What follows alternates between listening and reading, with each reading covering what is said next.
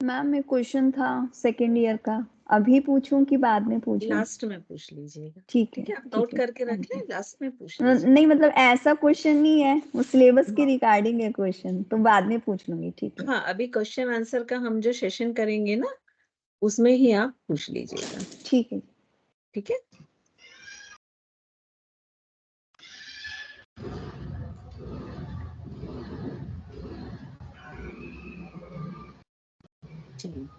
सो अभी हम sense organ, किसी का माइक अनम्यूट है तो प्लीज चेक कर लें एक बार, सभी म्यूट कर लें।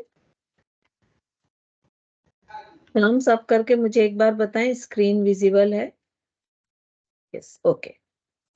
सो जो हमको 5 सेंस ऑर्गन पढ़ने हैं वो हमारे क्या क्या हैं?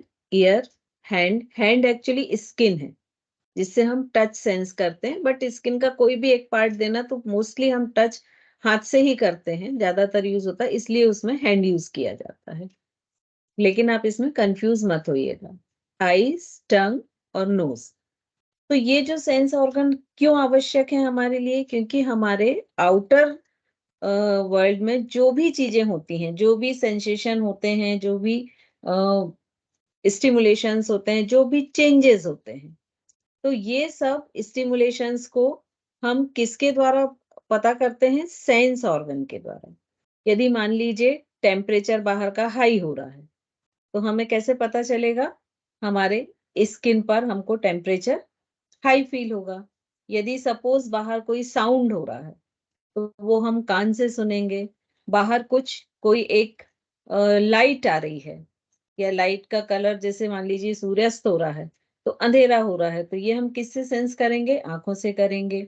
यदि किसी तरह का कोई प्रेशर है तो वो भी हम स्किन से करेंगे। यदि किसी चीज को हमने मुंह में डाला तो उसका टेस्ट कैसा है, वो हम टंग से, जीभ से करेंगे। और आसपास जो गंध जो भी हो रही है, स्मेल जो भी आ रही है, उनको हम किससे सेंस करते हैं? अपने नोज से। तो इस तरह से ये जो 5 सेंस ऑर्गन होते हैं, ये ही रिस्पॉन्सिबल होते हैं कि बाहर जो भी चेंजेस हो रहे हैं उनको हमारे ब्रेन तक पहुंचाना, या CNS, सेंट्रल नर्वस सिस्टम तक ये उसको पहुंचाते हैं। अब ये जो हमारे सेंस ऑर्गन होते हैं, इसमें जो नर्व्स होती हैं वो कुछ इस तरह से होती हैं कि उनका जो अंतिम भाग होता है, एंड पोर्शन, वो इन सेंस ऑर्गन में होता है। और इसको हम ये कुछ इसकी जो स्ट्रक्चर होता है वो स्पेशल होता है, और इसको हम एंड ऑर्गन कहते हैं, जिससे हम सेंस को ग्रहण करते हैं, या जिससे होकर सेंस हमारे CNS तक जाता है। जो भी स्टिमुलेशंस होते हैं या जो भी साउंड होता है, वो सारा हमारे ब्रेन तक या सेंट्रल नर्वस सिस्टम तक पहुंचाता है। तो इस तरह से हमने देखा कि मेन 5 सेंस ऑर्गन हो गए। जैसे हमारा फर्स्ट हो गया स्किन। स्किन क्या करता है? स्पर्श, दबाव, पीड़ा, वेदना, ताप, जैसे कोल्ड या हीट, इन सब का सेंस हमको किसके थ्रू होता है? स्किन के थ्रू होता है। और इसको स्किन के थ्रू हमारे CNS तक पहुंचता है। और जितने भी ये बाह्य चीजें होती हैं, टेम्परेचर या चेंजेस होते हैं, ये सब कहाँ पहुंचते हैं? थैलेमस तक। और थैलेमस उसको एनालाइज करके हमें सेंस देता है कि बाहर बहुत गर्म है तो हम वहां जाने से बचें, या बाहर बहुत ठंडा है तो हम कुछ एक्स्ट्रा कपड़े जो है वो पहने। ठीक है। सेकंड होता है सेंस ऑर्गन टंग या जीभ। तो इसका काम क्या होता है कि किसी भी वस्तु को, जिसको भी हम अपने मुंह में डालते हैं, ये उसके स्वाद को, उसके टेस्ट को एनालिसिस करता है कि वो कैसा है, मीठा है, तीखा है, कसैला है ना, खट्टा है। तो ये उन स्वादों को एनालिसिस करता है। तीसरा क्या होता है? नोज या नाक। ये किसी भी तरह की गंध को हमको फील कराती है। हमारे बाहर चारों ओर जो किसी भी, जैसे होता ना कई बार कि हम बहुत कोई ऐसी जगह पहुंच गए जहां पर बहुत सारी नालियां खुली हुई हैं, तो हमको एक बैड स्मेल, तुरंत हमारा ब्रेन अलर्ट करता है कि यहाँ पर बैड स्मेल आ रही है। और हम अपने नाक को बंद कर लेते हैं या एक कपड़े से कवर कर लेते हैं, तो ये वहां के एयर में जो स्मेल फैली हुई है, इसका सेंस हमें किसके थ्रू मिला? नोज के थ्रू। या कई बार होता है कि कहीं दूर से हम बोलते हैं कि वाह, आज तो भुट्टे सिकने की खुशबू आ रही है। तो ये जो किसी भी तरह के सेंस हैं, गंध के, स्मेल के, ये हम नाक के थ्रू हमारे CNS तक पहुंचते हैं और वहां पर एनालाइज होकर हमें फील होता है कि वो स्मेल कैसी है। अब हमारे आसपास चारों तरफ साउंड्स होते रहते हैं, ध्वनियां होती रहती हैं। उन ध्वनियों को हमारे ब्रेन तक या CNS तक पहुंचाने का काम करते हैं हमारे कान। वहां से वो ब्रेन फिर एनालिसिस करता है कि वो किस तरह की ध्वनि है, अच्छी है या बुरी है, और उस तरह के हम रिएक्शंस करते हैं। और लास्ट होती है आंखें। तो जो भी सीन या जो भी चीजें हमारे सामने होती हैं, उन सबको देखने का काम कौन करता है? आंखें करती हैं। अब हम इनको एक एक सेंस ऑर्गन को लेंगे। आपके इसमें जो मैन है वो है नोज, ईयर और आई। लेकिन इन दो सेंस ऑर्गन को भी हम थोड़ा सा टच करेंगे। तो सबसे पहले हमने स्किन को देखा, इसको हम स्पर्श इंद्रिय भी कहते हैं, क्योंकि ये टच सेंस से हमको अ, अ, महसूस कराती है, फील कराती है। और ये टच के अलावा और क्या क्या देती है? ताप, शीत, दाव, पीड़ा, वेदना, हल्का, भारी, सूखा, चिकना, ये सारे जो संवेदनाएं हैं, सेंस हैं, इनका ज्ञान हमको इसी स्किन के द्वारा होता है। और हमारी स्किन में, पूरे स्किन में ये जो नर्व्स होती हैं, इनका एक पूरा नेटवर्क फैला होता है, जिनके थ्रू ये इन संवेदनाओं को ग्रहण करते हैं। और जिन पॉइंट के थ्रू ये इन संवेदनाओं को ग्रहण करते हैं, उसको हम रिसेप्टर्स कहते हैं। तो इन नर्व्स में रिसेप्टर्स पाए जाते हैं, और ये रिसेप्टर्स इन जो भी चेंजेस हैं, जो भी टच का सेंस है, उसको आगे ब्रेन तक या CNS तक पहुंचाते हैं। और ये जो रिसेप्टर्स होते हैं, ये एक दूसरे से अलग अलग भी हो सकते हैं, और उनके स्ट्रक्चर कई तरह के भी हो सकते हैं। और इनको, जैसे जो हमको टच का सेंस करा रहे हैं, उसको हम टेक्टाइल स्पॉट कह देते हैं। जो हमको ठंडा या गर्म का सेंस दे रहे हैं, उनको हम वार्म स्पॉट भी कह सकते हैं या कोल्ड स्पॉट कह सकते हैं। जो हमको दर्द या पीड़ा की अनुभूति दे रहे हैं, वो पेन स्पॉट होते हैं। तो इस तरह से ये बहुत सारे रिसेप्टर्स होते हैं, तरह तरह के। और ये सारे रिसेप्टर्स का काम एक ही होता है कि बाहर जो भी चेंजेस हो रहे हैं, उनके जो इम्पल्स हैं वो ब्रेन तक पहुंचाएं। ब्रेन में एनालिसिस होगा और वो वापस हमको वापस मैसेज भेजेगा, और हम उस मैसेज के अकॉर्डिंग जो है हम काम करेंगे। जैसे यदि सपोज मेरा हाथ यहाँ पर है और एक पेंसिल को मैं यहाँ से इस पर प्रेस करती हूँ, तो एक लिमिट के बाद मेरे ब्रेन से मैसेज आएगा कि हाथ हटा लो। कोई और इस पेंसिल को मान लीजिए मेरे हाथ में चुभ हो रहा है ना? तो ये जो मैसेज आया, तो ये किसके थ्रू आया? हमारी सेंस ऑर्गन स्किन के थ्रू। तो ये स्किन होती है जो इतने सारे जो सेंस होते हैं, उनको हमें ज्ञान कराती है। और मोस्टली ये जो स्किन होती है, 3 लेयर की बनी होती है: एपिडर्मिस, डर्मिस, हाइपोडर्मिस, और सबसे इंटरनल एंडोडर्मिस। ये इसकी लेयर्स होती हैं, और इसमें हेयर्स पाए जाते हैं, जिनको हम रोम कहते हैं। सेकंड आता है टंग। टंग का मुख्य कार्य क्या होता है कि ये जो भी चीज को, टेस्ट हमें जिसका भी मालूम करना है, तो वो हमें अपनी टंग के थ्रू ही पता चलते हैं।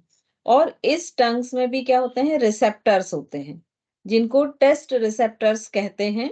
और ये जो रिसेप्टर्स होते हैं, ये सॉफ्ट पैलेट में भी होते हैं, कुछ ऊपर की तरफ भी होती हैं, टॉन्सिल्स में भी होते हैं, और एपिग्लॉटिक्स तक ये टेस्टर जो हैं, सॉरी, रिसेप्टर्स जो हैं, ये फैले होते हैं। अब टंग के मेन काम क्या है? एक तो ये टेस्ट को सेंस करता है।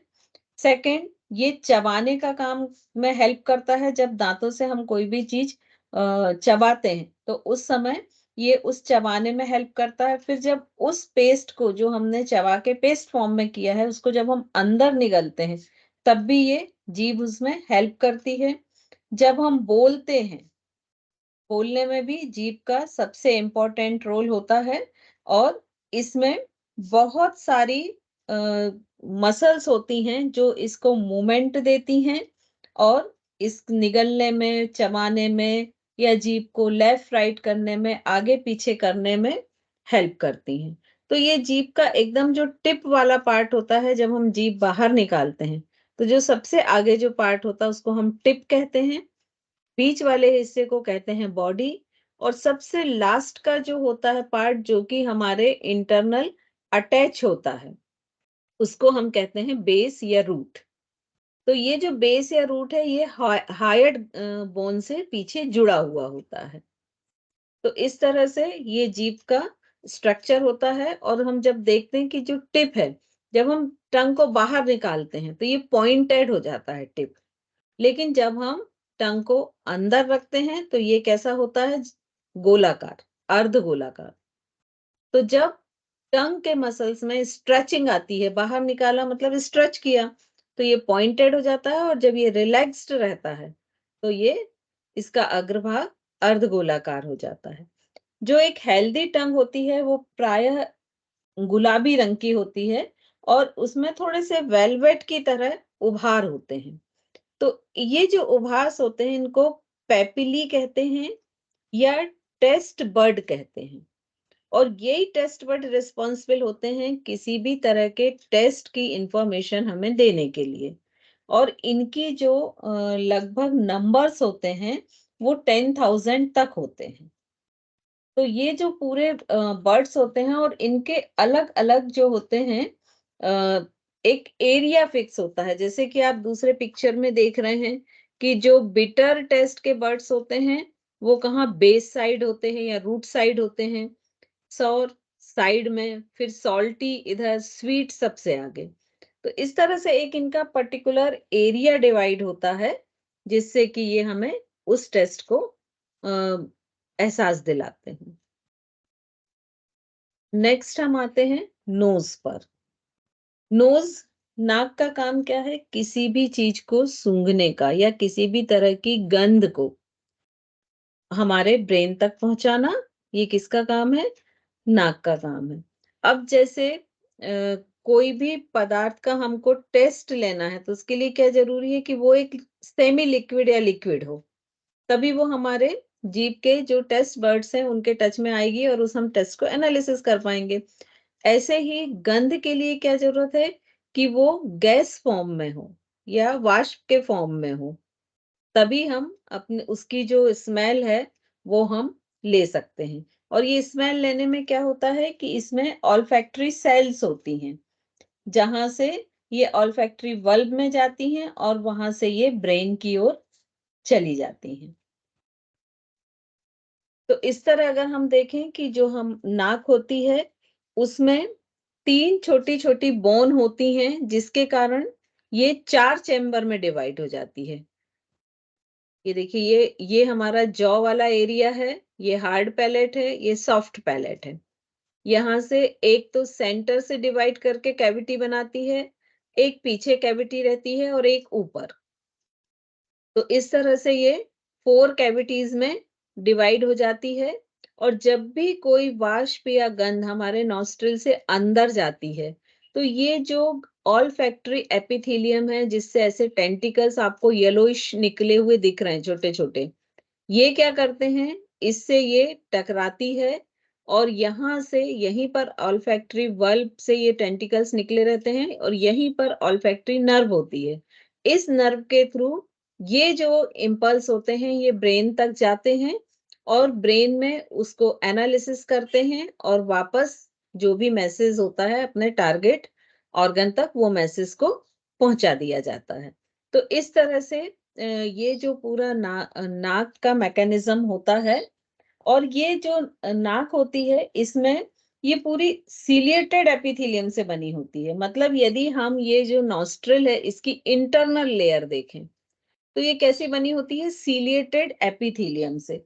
सीलिएटेड एपिथेलियम का मतलब होता है कि एक लेयर होती है, उसमें बहुत सारे छोटे छोटे छोटे छोटे बाल निकले हुए होते हैं। और ये क्यों होते हैं? इनके लिए इसमें से सीलेटेड एपिथेलियम का एक और खासियत होती है कि इससे म्यूकस का सिक्रेशन होता है। जब म्यूकस का सिक्रेशन होता है तो वो जो इंटरनल लेयर होती है नॉस्ट्रिल के अंदर की वो थोड़ी चिपचिपी हो जाती है। इसका रीजन क्या है कि जब भी हम इनहेल करते हैं तो जो हमने इनहेल किया उसके साथ हो सकता बहुत बारीक डस्ट पार्टिकल भी अंदर जाते हैं। तो सबसे पहले जो वो रोम होते हैं, छोटे छोटे हेयर्स होते हैं, वो एक तरह से छन्नी का काम करते हैं कि जो कुछ बड़े पार्टिकल या बड़ी चीजें होती हैं वो उस छन्नी से छनकर और वहीं रुक जाती हैं। लेकिन उसके बाद भी जो कुछ बहुत बारीक डस्ट है या अंदर जाती है तो वो क्या होती है कि ये जो चिपचिपा सा म्यूकस निकलता है ये उसमें स्टिक हो जाता है और हमारे जो रेस्पिरेशन ट्रैक है उसमें अंदर की तरफ नहीं जा पाता है। तो जिससे क्या होता है कि बाहर से जो डस्ट से जो डैमेज होगा वो होने से बच जाता है।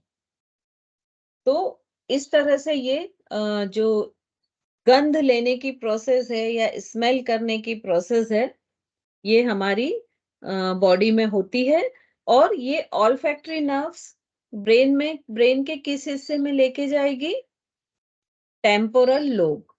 टेम्पोरल लोब में ऑल्फैक्टरी सेंस या स्मेल सेंटर जो होता है वहां पर ये नर्व जाती है और वहां पर ये जो इम्पल्स होते हैं ये एनालाइज होते हैं कि ये किस तरह के हैं और फिर हमको ज्ञान होता है कि ये किस तरह की गंध है, अच्छी है, बुरी है, या गुलाब की खुशबू है या खस की खुशबू है, या जो भी चीज को हम उसको एनालिसिस कर पाते हैं। तो इस तरह से ये पूरा जो हम स्मेल होती है वो पूरी तरह से इस तरह से काम करती है। यहाँ से आप देखिए तो ये स्मेल के पार्टिकल हमारे नॉस्ट्रिल से अंदर गए। ये जो ब्लूइश आपको दिख रहा है ये होते हैं ऑल्फैक्टरी फिलामेंट या ऑल्फैक्टरी बल्ब।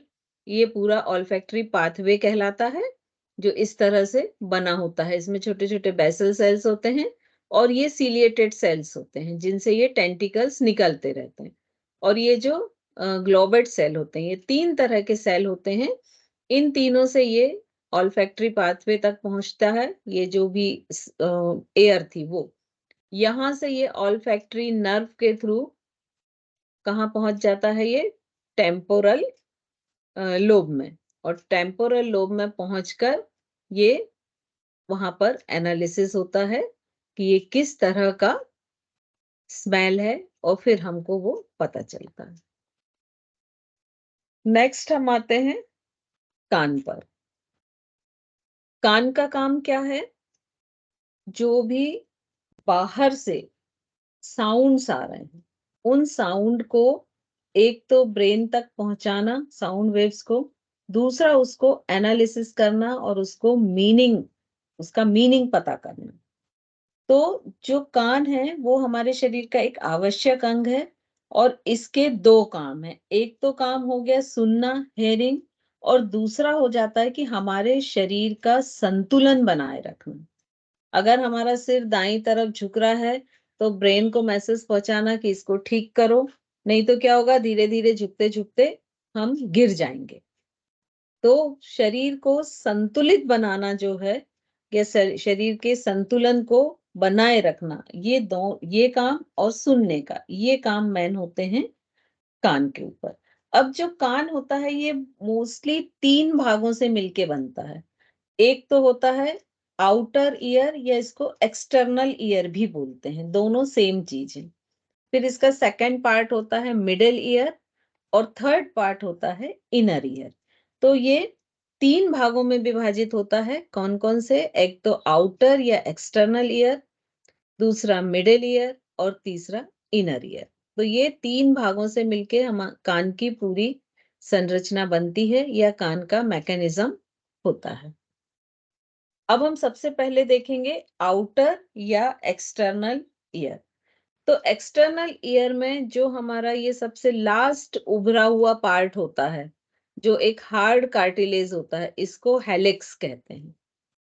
और इसके बाद जो अंदर एक सेकंड उभरा हुआ होता है पोर्शन, उसको कहते हैं एंटी हेलिक्स। इसके अलावा जो बीच में यहाँ पर एक गड्ढा जैसी स्ट्रक्चर होता है, उसको हम कहते हैं फोसा। ये जो बाह्य या एक्सटर्नल ईयर है, इसको हम पिन्ना भी बोलते हैं। ठीक है, इसका एक नाम पिन्ना भी है। फिर ये हेलिक्स और एंटी हेलिक्स हो गया। इसके बाद ये ट्रायंगुलर फोसा, ये जहां पर हम कान का छेद कराते हैं उसके ऊपर एक ग्रूव होता है, इसको हम कहते हैं ट्रायंगुलर फोसा। और ये जो हमारा सॉफ्ट ये भाग होता है नीचे वाला, इसको हम कहते हैं लोब्यूल। और लोब्यूल के ऊपर जो हमारा एक ट्रायंगल पार्ट बाहर की ओर निकला हुआ होता है छोटा सा, उसको कहते हैं ट्रैगस। और ट्रैगस के बाजू में जो एक नॉच होता है, गड्ढा जैसा होता है, उसको कहते हैं कॉन्चा। तो इस तरह से ये हमारा पूरा आउटर जो ईयर है या पिन्ना है, उसका स्ट्रक्चर रहता है। और इसके फंक्शन क्या रहते हैं कि बाहर जो भी साउंड्स क्रिएट हो रहे हैं, उन साउंड को ये कलेक्ट करके और अंदर की तरफ ले जाने का काम करता है। तो ये आउटर ईयर या एक्सटर्नल ईयर है। अब ये जो आउटर ईयर होता है या एक्सटर्नल ईयर होता है, इसका जो एंड पार्ट होता है वो होता है टिम्पैनिक मेम्ब्रेन। ठीक है, मतलब ये आउटर ईयर हमारा कहाँ से हुआ? फर्स्ट तो ये पिन्ना वाला पार्ट हमने देखा, फर्स्ट तो ये पिन्ना वाला पार्ट देखा अभी हमने, वहां से इसने पूरे साउंड को इकट्ठा किया। अब एक ऐसी ट्यूब होती है जिसको क्या बोलते हैं? Ear canal. और इसका अंत कहाँ पर होता है? एयर ड्रम पर। एयर ड्रम एक पतली मेम्ब्रेन होती है जिसको हम लोग कान का पर्दा भी कहते हैं एक साधारण भाषा में, है ना। और ये जो ईयर कैनाल होती है, ये लगभग 2.5 सेंटीमीटर लंबी होती है और हल्की सी एस शेप की होती है, पूरा स्ट्रेट नहीं होती है। और इस जो ईयर कैनाल होते हैं, इसमें भी सीलिएटेड एपिथेलियम से ये बनी होती है। और इसमें भी बहुत बारीक बारीक रोम होते हैं और एक स्टिकी मटेरियल सीक्रेट होता रहता है जिसको हम ईयर वैक्स भी कहते हैं या कान का मैल भी कहते हैं। और इसका भी काम क्या है कि जो बाहर से धूल कण जा रहे हैं या मान लीजिए कोई कीड़ा चला जाता है, तो उसको ये वहीं रोक दें। क्योंकि अंदर जो ये एयर ड्रम होता है जो हमें सुनने की क्षमता प्रदान करता है, ये एयर ड्रम बहुत डेलिकेट होता है, एक पतला मेम्ब्रेन का ऐसा पर्दा होता है। तो अगर वो कई बार सुनते हैं ना कि कान का पर्दा फट गया, तो कई बार अगर कोई कीड़ा भी इससे तेजी से टकराए तो ये फट सकता है और वो व्यक्ति अपनी सुनने की क्षमता को खो सकता है।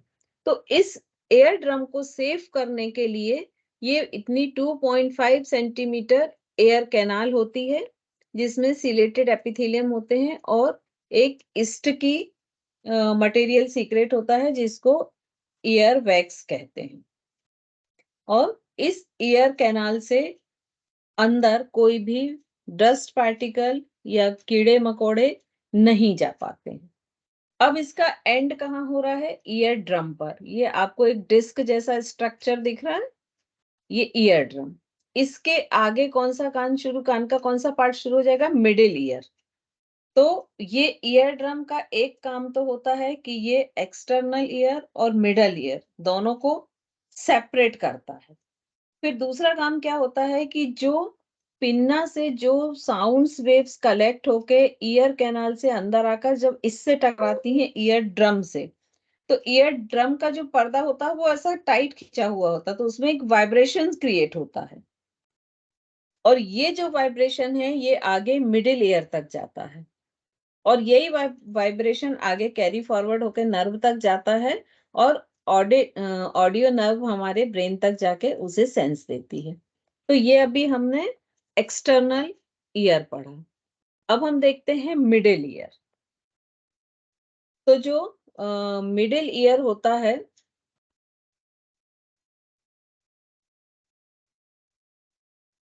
ये मिडिल ईयर, ये पूरा कंप्लीट दिया हुआ है और ये मिडिल ईयर का पार्ट दिया है। तो ये जो ईयर ड्रम था, जहां पर हमारा एक्सटर्नल ईयर क्या हुआ था, खत्म हुआ था, और इसके आगे शुरू क्या हो रहा है, मिडिल ईयर।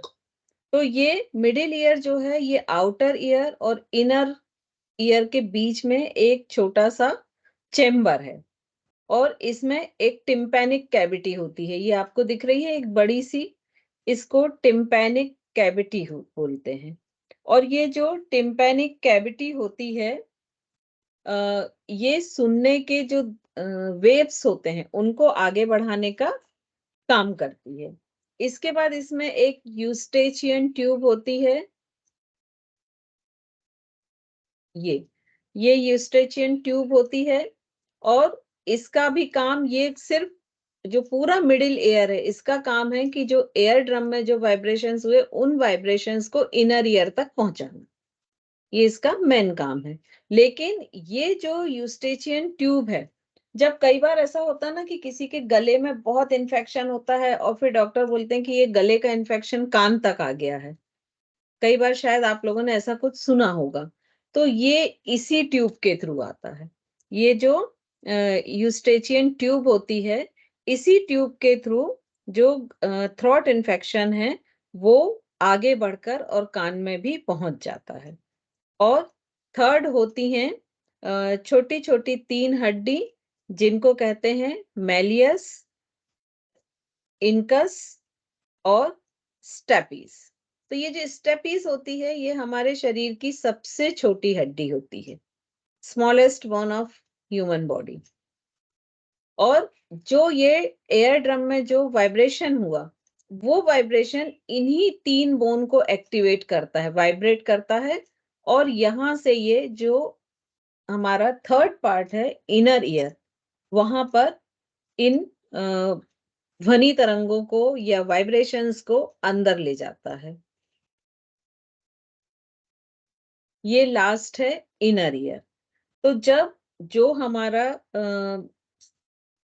साउंड वेव्स को, उसके वाइब्रेशंस को एयर ड्रम ने एक्सेप्ट किया, और वो मिडिल ईयर के थ्रू होता हुआ कहाँ पहुंच गया, हमारे इंटरनल ईयर पर पहुंच गया। तो इसका जो शेप होता है इंटरनल ईयर का, ये कुछ घोंगे जैसा होता है, स्नेल जैसा। ये देखिए, ये जो स्ट्रक्चर दिख रहा है ना, ये कुछ एक घोंगे के सदृश या स्नेल के सदृश होता है। और इसमें एक तो बोनी लेबिरिंथ पाई जाती हैं और एक मेम्ब्रेनस लेबिरिंथ पाई जाती हैं। 2 तरह के मेन स्ट्रक्चर इसमें होते हैं, और ये तीन चीजों से मिलके बनता है। वो क्या क्या होता है, एक तो वेस्टिब्यूल, ये जो आपको ये स्ट्रक्चर दिख रहा है पूरा, ये वेस्टिब्यूल्स हो गया।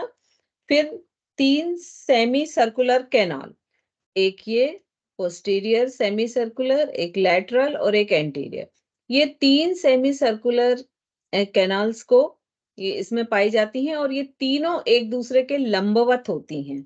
और लास्ट होता है कॉक्लिया, ये जो एक स्नेल के शेप का या घोंगे के शेप का ये स्ट्रक्चर दिख रहा है, इसको हम कहते हैं कॉक्लिया। तो इस तरह से ये 3 स्ट्रक्चर से मिलके बनता है।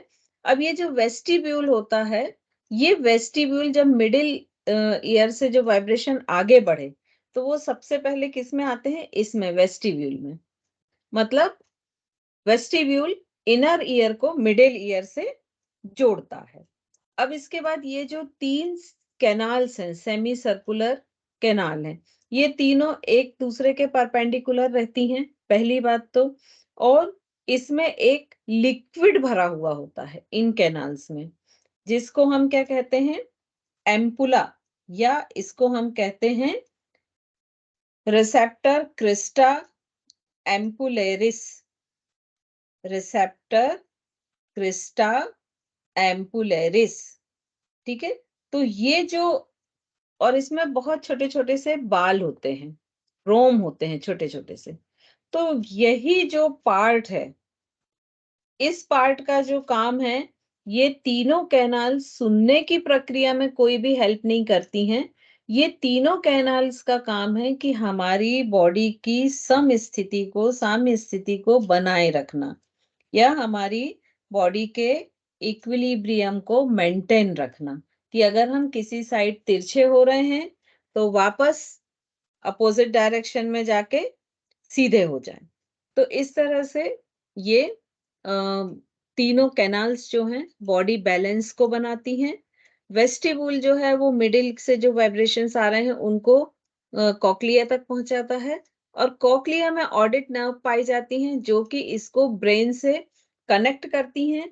और वो यहीं पर ये क्या होता है कि जो साउंड वेव्स हैं वो इलेक्ट्रिक इम्पल्स में कन्वर्ट होती हैं और ब्रेन तक जाती हैं, जहां पर ब्रेन उस साउंड्स को एनालाइज करता है और फिर हमें उसका सेंस पता चलता है कि वो साउंड क्या है।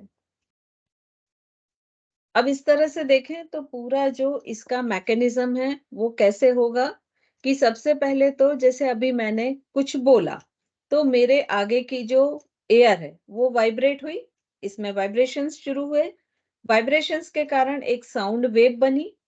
ये साउंड वेव सामने वाले के एक्सटर्नल ईयर, या जिसको हमने पिन्ना बोला था, यहाँ तक पहुंची।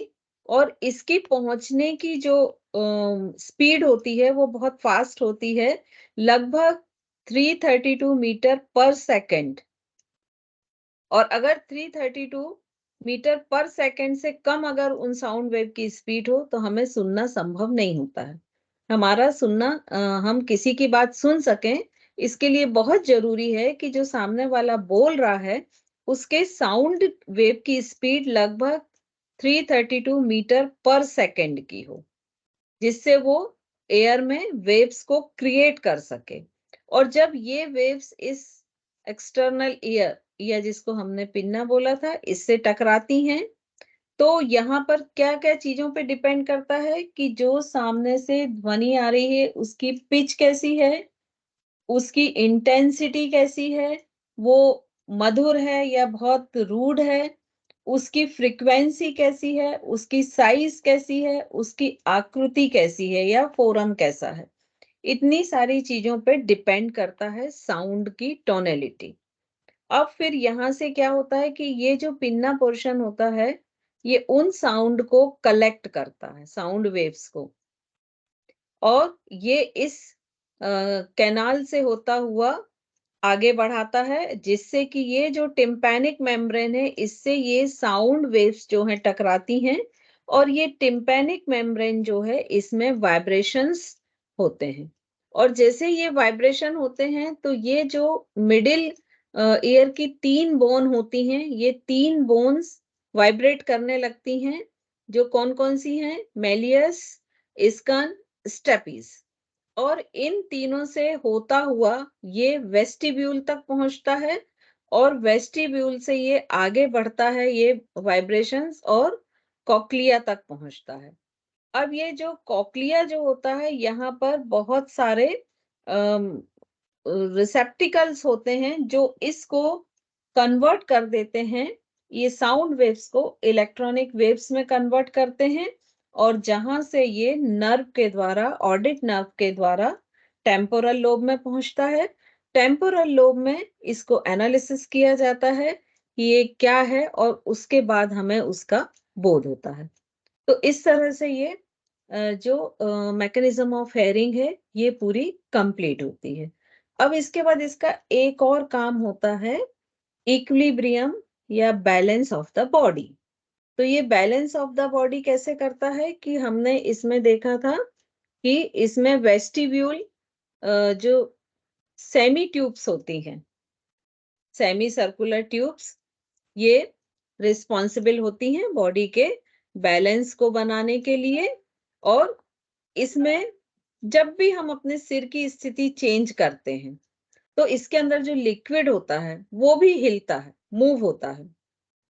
और जब वो हिलता है तो उसके अंदर जो रोम होते हैं, हेयर सेल्स होते हैं, वो भी क्या होते हैं, किसी एक डायरेक्शन में, जैसे सपोज सिर को हमने ऐसा झुकाया, तो वो सारे रोम क्या होंगे, इस साइड के डायरेक्शन में आ जाएंगे, और जिससे हमारे ब्रेन को पता चलता है कि हमारी बॉडी इस साइड झुक रही है। और जैसे ही ये सारे जो हेयर रोम सेल्स हैं वो एक साइड आए, तो यहाँ पर जो एम्पल्स हैं और जो सेंसरी नर्व्स हैं, वो इस स्टिमुलेशन को कहाँ पहुंचाएंगे, ब्रेन तक पहुंचाएंगे, और ब्रेन के सेरिबेलम तक पहुंचाएंगे। और सेरिबेलम फिर से एक मैसेज भेजेगा कि ये हमारा राइट साइड झुक रहा है, तो इसको हम सीधा करें, है ना, हल्का सा ऊपर उठाएं, जिससे हमारी बॉडी बैलेंस रहेगी। तो जब जो भी ब्रेन का मैसेज होगा, उसके हिसाब से हमारी जो मसल्स हैं वो एक्शन लेंगी, उनमें क्रिया होगी, एक्शन होगा, और जिससे हमारी बॉडी बैलेंस बनी रहेगी, या साम्यावस्था या इक्विलिब्रियम हमारी बॉडी का बना हुआ रहेगा। तो इस तरह से हमने आज ये 4 सेंस ऑर्गन्स देख लिए हैं। एक सेंस ऑर्गन आपका अभी बच रहा है, वो हम कल लेंगे।